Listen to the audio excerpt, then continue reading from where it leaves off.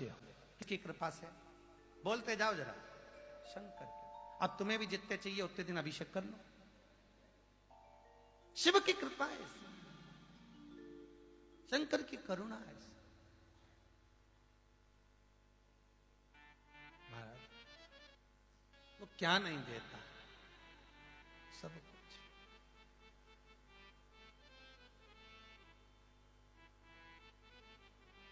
ऐसा कुछ है ही नहीं जो दे नहीं सकता।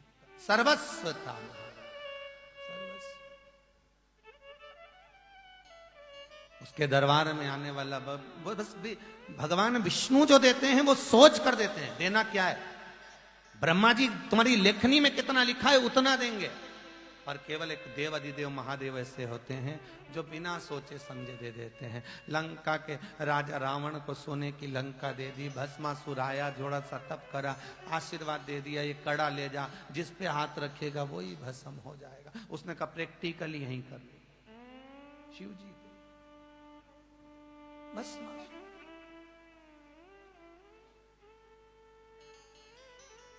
दे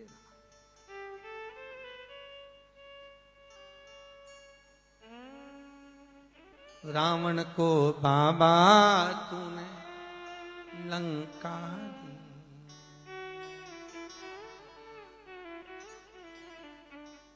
भस्मासुर को तूने कंगन दी।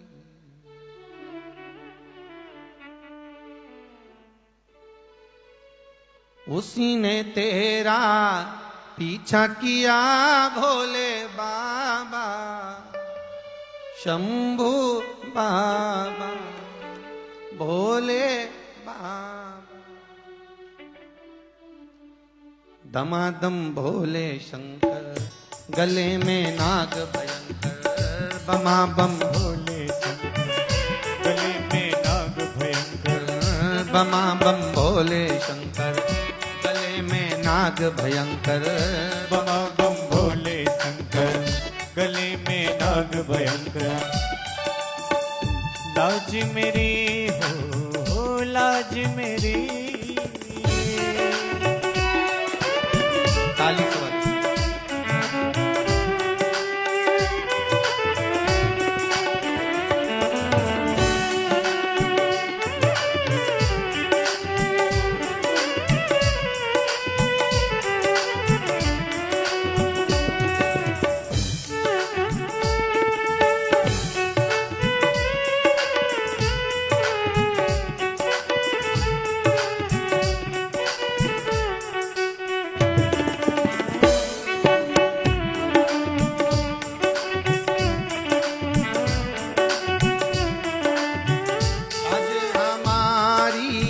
रख लो त्रिपुरारी भोले बाबा, लाज हमारी रख लो त्रिपुरारी भोले बाबा, रख लेना बमा बम भोले शंकर गले में नाग भयंकर, बमा बम भोले शंकर गले में नाग भयंकर, बमा बम भोले शंकर गले में नाग भयंकर, बमा बम भोले शंकर गले में नाग भयंकर। जय हो। लाज मेरी हो लाज मेरी,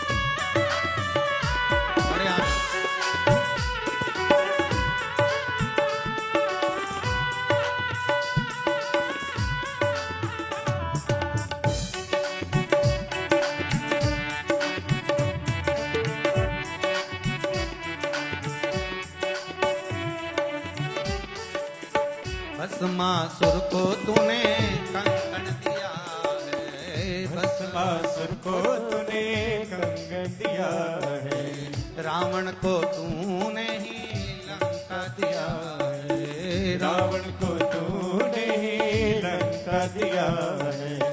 उसी ने तेरा पीछा किया भोले बाबा, उसी ने तेरा पीछा किया भोले बाबा, शंभो बाबा, भोले बाबा, बमा बम भोले शंकर, गले में नाग भयंकर, बमा बम भोले शंकर, गले में नाग भयंकर, बमा बम भोले शंकर, गले में नाग भयंकर, बमा बम भोले शंकर, गले में नाग भयंकर। हर हर महादेव। महादेव अच्छी दमदारी से बोलो। सबसे ऊंचे बैठते हैं शंकर जी कैलाश पर। जो ऊंचा बैठता है वो ऊंचा सुनता है, इसलिए दमदारी से बोलोगे तब आवाज पहुंचेगी। बोलो हर हर। और देव शब्द थोड़ा लंबा बोड़ा करो, देव। शंकर जी को लगेगा कुछ मांग रहे हैं, गाड़ी बंगला है, सब दे दो भगवान शिव। भोला है वो तो, बिल्कुल भोला, एकदम अलमस्त, कुछ भी नहीं सुनता, बस देव सुन लेगा तो तुरंत दे देगा। इतना भोला, अपनी मस्ती में रहता है। दुनिया में कोई देवी देवता नहीं है जो उसके होड़ कर सके। राम जी भी सीता जी को अपने पास बिठा के रखते हैं, तुम देख लो, बिठाए कि नहीं बिठाए। अब कृष्ण राधा जी को अपने पास में बिठा के रखते हैं, बोलो रखते कि नहीं रखते। ब्रह्मा ब्रह्माणी को रखते हैं, पर शंकर भगवान एक ऐसे देवता हैं जो अपनी धर्म पत्नी का पद भी बढ़ा के रखते हैं। खुद नीचे रहेंगे तो पार्वती ऊंची रहे। तुम किसी भी शंकर जी के मंदिर में जाके देखना, भगवान शंकर का शिवलिंग नीचे, पार्वती सामने ऊंचाई पर। तो पूछा प्रभु आपने पार्वती को ऊंचा क्यों रखा। शंकर भगवान बोले अपनी धर्म पत्नी को हर जगह पर मान दिलाते रहोगे तो पत्नी भी अपना सम्मान करती रहेगी, नहीं तो बापड़ी कभी पूछेगी नहीं, इसलिए इसका ऊंचे। तो पार्वती जी से पूछा कि आप शंकर जी के पास क्यों नहीं बैठती हो। पार्वती जी बोली इनके भगत जैसे ये भोले, इनके भगत पूरे गोले। अब क्या बताएं, जब घर से फ्री हो जाए पानी लेके आ जाए, उंडेल उंडेल के चली जाए। भर दोपहरी में 2-2 3-3 बजे पानी चढ़ा, इनको भी चढ़ा जाए और पास में बैठो तो हमें भी चढ़ा जाए। अब इनका क्या, ये तो कर्पूर गौरम करना अवतारम। इनका क्या, इनके शरीर पे एक भी तो कपड़ा नहीं है, ये तो दिगंबर। अब ऐसे दिगंबर वेश में बैठते हैं, इनको कोई पानी चढ़ा जाए तो पोछने की जरूरत नहीं, पानी यूं ही बह जाए। अब हम तो कपड़े पहन के बैठते, इतने गीले हो जाते कि ठंड के कारण ही मर जाते। इसलिए पार्वती जी बोली हम तो एकांत में ही अच्छे दादा, इनके ऊपर चढ़ाओ जो कुछ चढ़ाना सब चढ़ा। पार्वती मैया बड़ी मस्ती में गई।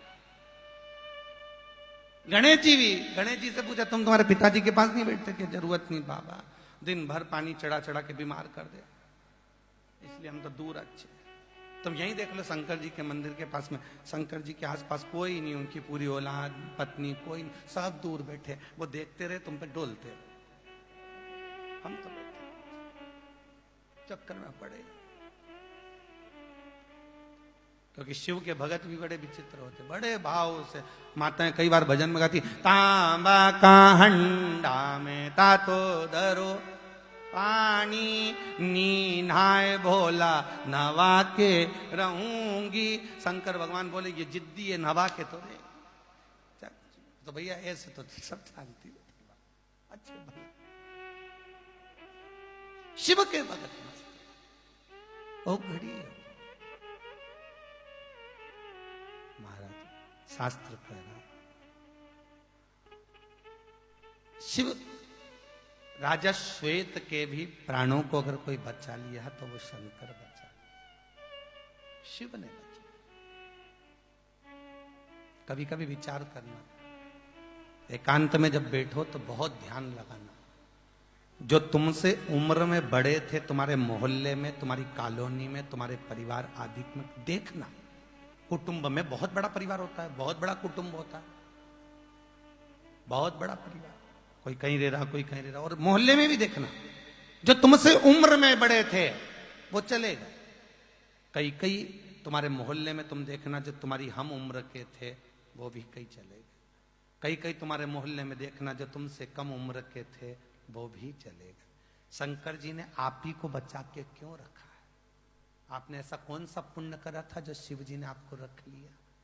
शिव पुराण की विद्येश्वर संहिता कहती है, अपने क्षेत्र में अपनी उम्र से बड़ा, अपनी उम्र का, अपनी उम्र से छोटा चला गया हो उसका भान करना और फिर अंदाजा लगाना कि हमें क्यों बचाया। उसका कारण केवल इतना सा है, शिव की कथा कहती है, विद्येश्वर संहिता कहती है, आपको इसलिए बचा कर रखा कि आप जिंदगी में एक बार भी शंकर का भजन कर लोगे, कृष्ण का स्मरण कर लोगे, राम का नाम ले लोगे, तो जो गए हैं आगे पीछे छोटे मोटे, उन सबको उसका पुण्य मिल जाएगा, और आप ऐसे हो जो उनको तार सकते हो। इसलिए आपको जीवित रखा है, और किसी को नहीं, आपको रखा है। भजन करो, उसका पुण्य उसको मिले, उसका पुण्य उसको धारण हो। महाराज अब शिव कथा कह रहे हैं, ऐसी कोई जगह नहीं है जहां शंकर ना, ऐसा कोई स्थान नहीं जहां शिव ना। संपूर्ण भूमि शंकर की है, संपूर्ण भूमि। जिस बद्रीनाथ में लोग दर्शन करने जाते हैं, वो बद्रिक नारायण भी शिव जी का ही घर। वो तो लक्ष्मी जी घूमने आई थी और उनको वो अच्छा लगा तो जिद पे अड़ गई, भोजन वोजन करना छोड़ दिया। इसलिए ज्यादातर पति अपनी अपनी पत्नियों को घुमाने मॉल में लेके नहीं जाते। एक बार देखी आती, प्राण खाती समान चीज। लक्ष्मी जी को वो बद्रिकाश्रम बड़ा सुंदर लगा। नारायण ने पूछा, लक्ष्मी तुम मौन होकर बैठी हुई है, कुछ खा नहीं रही, पी नहीं रही, क्या बात है? लक्ष्मी जी बोलती हैं, बस वो बद्रिकाश्रम मेरी आंखों से नहीं हट रहा, ओझल नहीं हो रहा, कुछ कृपा कर दो कि मुझे वो मिल जाए।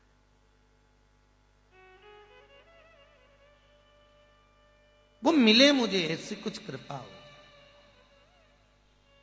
वो मुझे प्राप्त हो जाए, ऐसी कोई करुणा हो जाए तो बात दूसरी। होता है कभी कभी कोई कोई चीज की बड़ी महत्वता होती है। आप लोगों ने राम कथा में वो सीता जी की चूड़ामणि देखी होगी, जो सीता जी बाल में लगाती थी।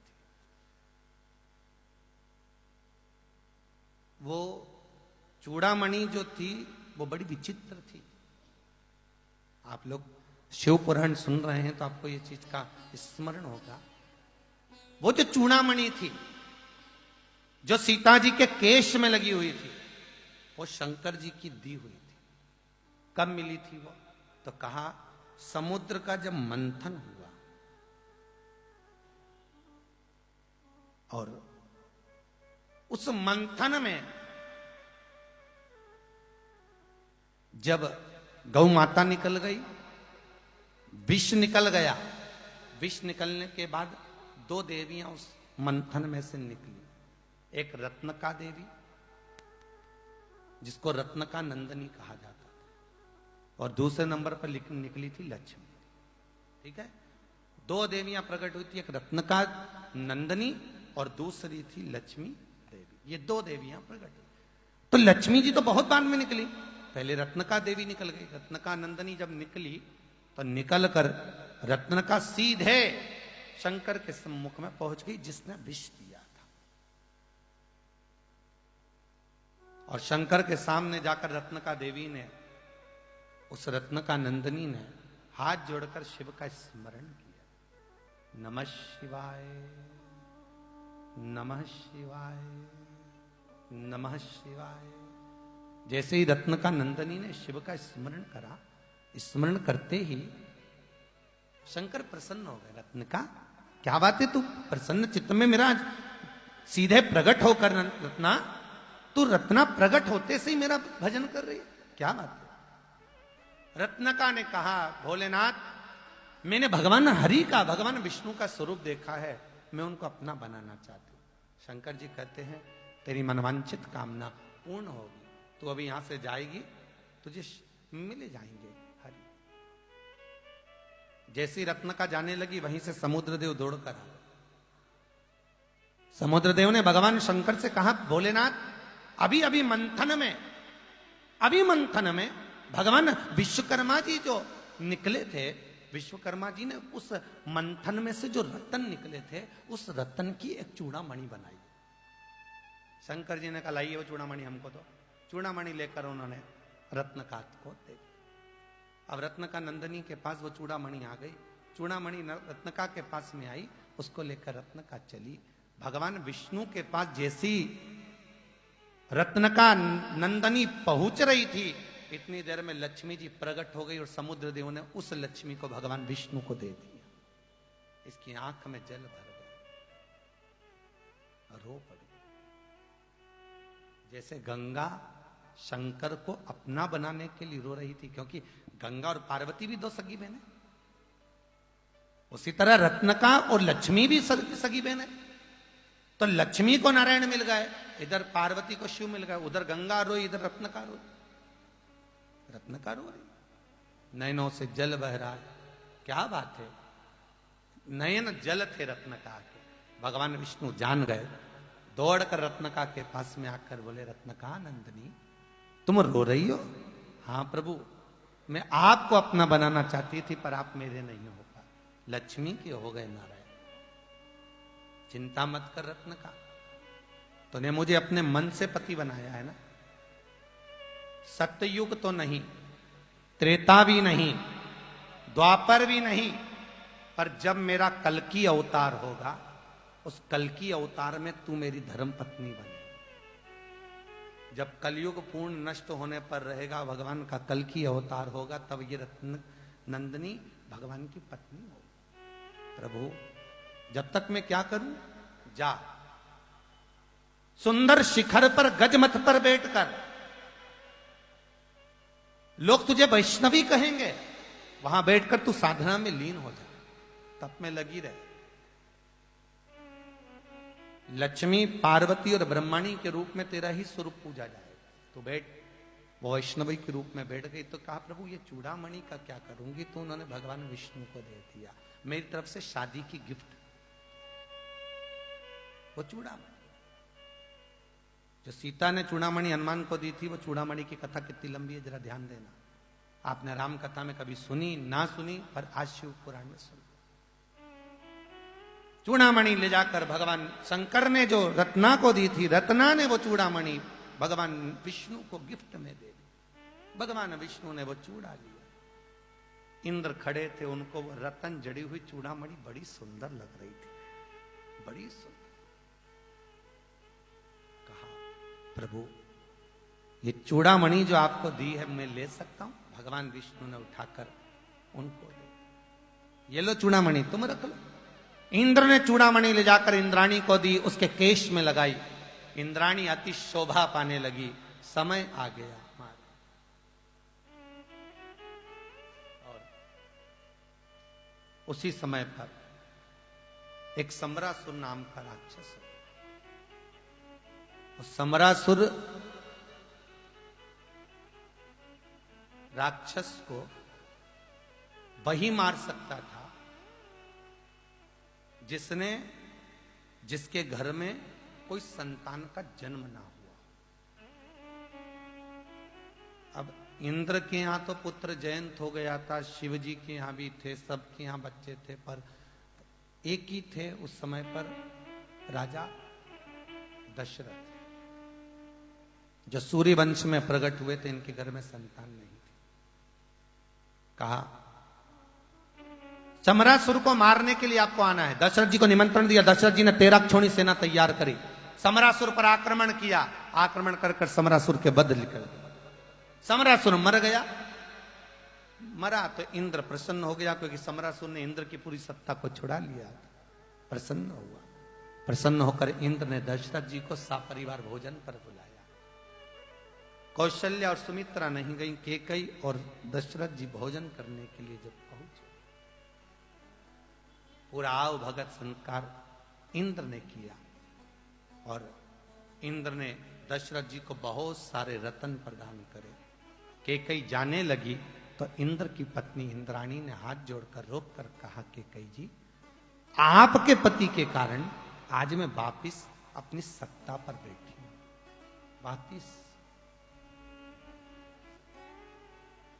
मैं वापिस अपनी सत्ता पर बैठी हूं। आज आपके पति के कारण मेरी ये सत्ता वापिस विराजमान हुई है, मेरी सत्ता वापिस। इसलिए मैं अपनी चूड़ामणि कैकेयी आपको देती हूं।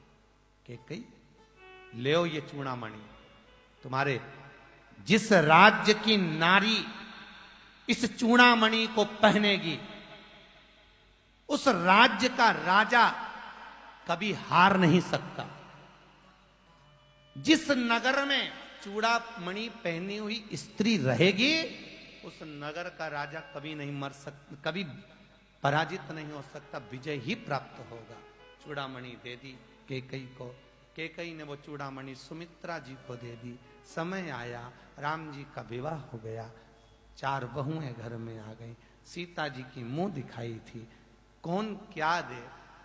कैकई ने शीश महल दिया है, दशरथ जी ने फल दिया है, कौशल्या जी ने राम का हाथ सीता को दिया है, और सुमित्रा जी ने वही चूड़ामणि सीता को दे दी और कहा, बेटा ये वो चूड़ामणि है, स्त्री सिर पर लगाकर रखेगी, जिस नगर में ये स्त्री रहेगी उस नगर का राजा कभी हार नहीं सकता। जब सीता जी की चूड़ामणि थी, लंकाधिपति रावण ले गया सीता का हरण कर कर। हनुमान जी जब मिलने के लिए आए तो सीता जी को मालूम था, जब तक ये चूड़ामणि मेरे बाल में रहेगी और मैं जब तक लंका में रहूंगी, ये चूड़ामणि लंका में अगर स्त्री के केश में है तो रावण मर सकता नहीं है, कभी हारेगा नहीं। इसलिए हनुमान जी ने कहा, कुछ निशानी दे दो। सीता जी ने चूड़ामणि निकाल कर दे दी, पहले इसको ले जा, क्योंकि रावण को हराना है तो चूड़ामणि भेजना जरूरी है, तो इसको लेकर। तब चूड़ामणि गई, तब रावण मरा। शंकर जो भी दे रहा है, मेरा शिव जो भी प्रदान कर रहा है, शंकर जो कुछ भी दे रहा है वो सहज नहीं हो सकता। शंकर का दिया हुआ खाली नहीं जा सकता। जो दिया शिव की उपासना करने वाला, शंकर का भजन करने वाला, ये आप लोग जो कुर्सियों पर बैठे हो, कहीं घुटना दुख रहा, कहीं कमर दुख रही, कहीं पीठ दुख रही, कुछ मत करो। शिवरात्रि की रात को 12 बजे शंकर जी के मंदिर की एक बेलपत्र उठाओ, शंकर जी के मंदिर का शिखर देखकर रात के 12 बजे चबा चबा कर खाओ। जिंदगी में कभी घुटना बदलने की जरूरत नहीं पड़ेगी, कभी कमर नहीं दुखेगी, कभी पीठ नहीं दुख सकती। शिव की उपासना ही कुछ ऐसी रोगों से मुक्त कर देता है, रोगों से महाराज उसको महामृत्युंजय कहते हैं, जो मृत्यु को जीत रहा, मृत्यु को भी जो वश में कर रहा हो, शंकर हो। तो लक्ष्मी जी के मन में यह बात अड़ी हुई है कि यह बद्रिकाश्रम मेरा हो जाए, कुछ भी हो।